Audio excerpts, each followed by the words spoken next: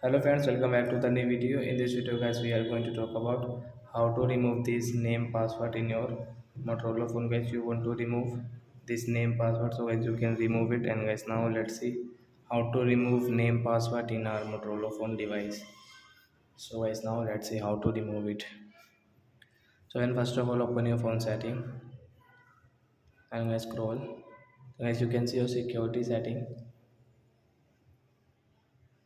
screen lock, enter your name password guys.